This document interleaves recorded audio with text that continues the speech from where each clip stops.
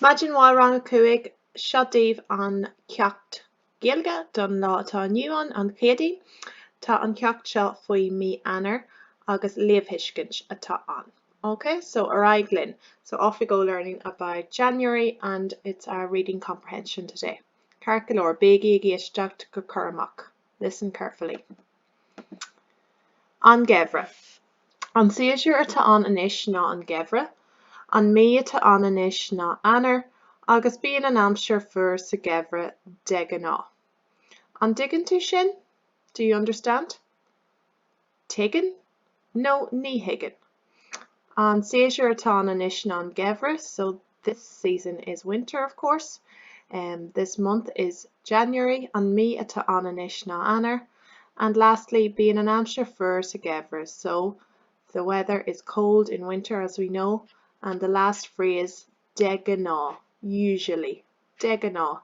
We can use de ná frequently in Irish. We could say, bíonn mé ar scoil, de ná, I'm usually at school. Bíonn mé sa bhaile, de ná, sa tróna, I'm usually at home in the evenings. Or de ná, bíonn mé ar scoil gach seachtain. Or usually I'm at school every week. Okay, Lana Majurai. Siodíh díolán amsire. Okay, a díolán is a diary, and of course amsire, weather. So weather diary, seo an leibhuiscint. Okay, tá an díolán seo I mí Eanáir. Tosaíonn sé ar an 16 de mí Eanáir, agus críochnaíonn sé ar an 13 de mí Eanáir. So when we're saying our dates, it's 16 for 16th, and 13 is trucha for 31st. Okay, can you try 22nd for me? Dara lá is fiche. Okay, Dara lá is fiche. How about 18th? Can you think of what 18th would be as Gaeilge? Octu lá dig. Octu lá dig.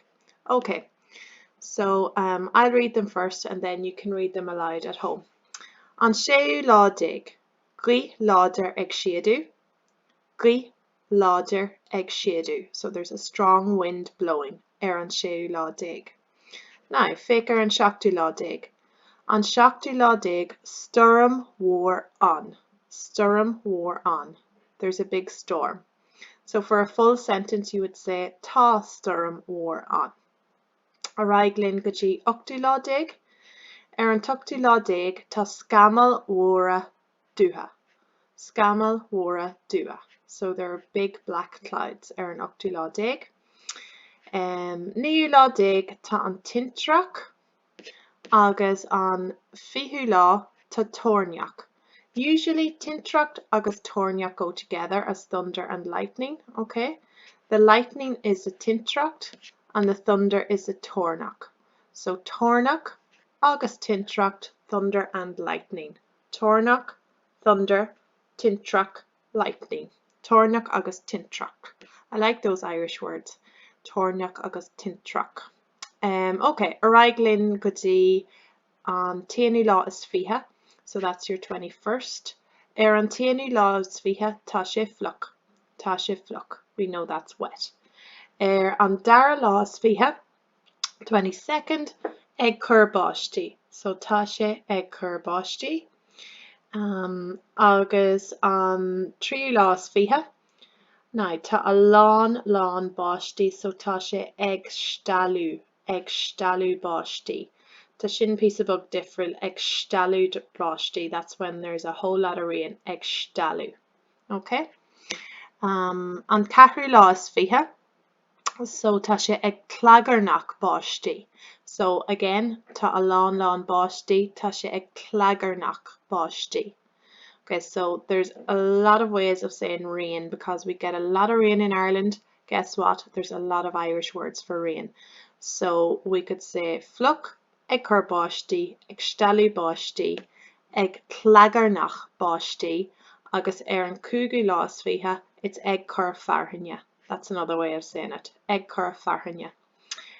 Usually up in Donegal, where I learned my Irish, we wouldn't use Écor Farhaine. That's more a Kerry word, but it's still equally correct as Báistí.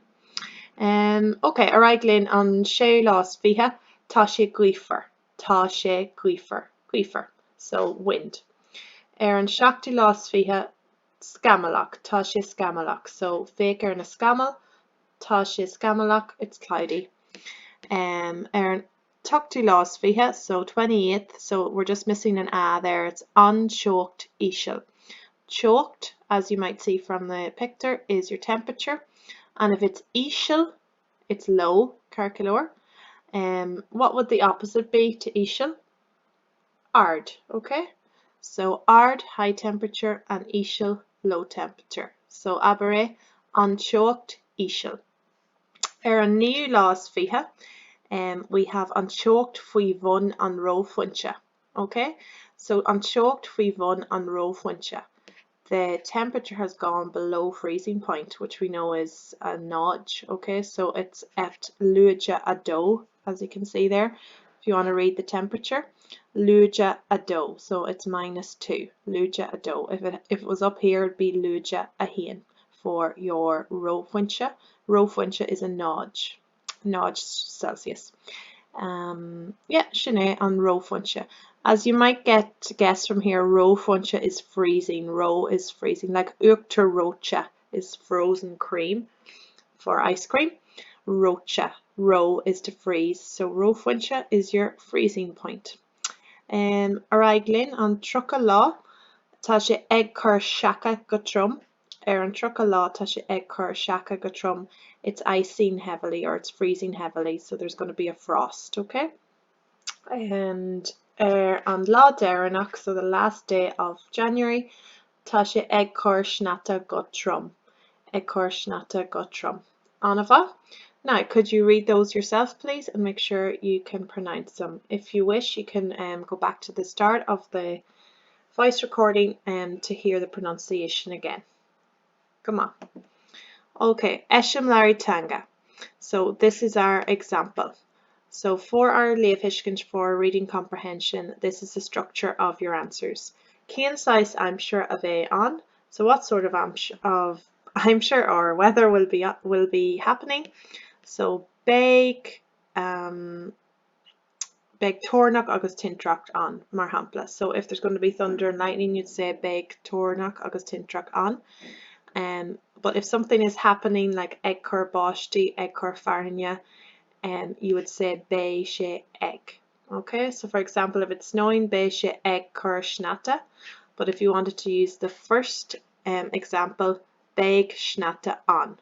You can say beg ag cur sneata on, that would be incorrect. But you can say bé sé ag cur sneata. So either bé sneata on or bé sé ag cur sneata. Now, for ag cur báistí, you could say bé báisteach on or bé sé ag cur báistí. Both are equally correct for your example. Okay, na ceistena. So, bí a gúsad abertí omlána. So, I want to see full sentences in your answers, please. And using that example I showed you on the previous slide, beg sneata on, for example, or beg sé ag cur farhaine, it will be raining. Agus scríb amach na freagraí. So you can write out your sentences and answers, please, in your copy, and I'll give you instructions about that afterwards. Okay, seo iad na ceistena. Cén sais I'm sure a bheith an an séú lá déag d'Eanáir.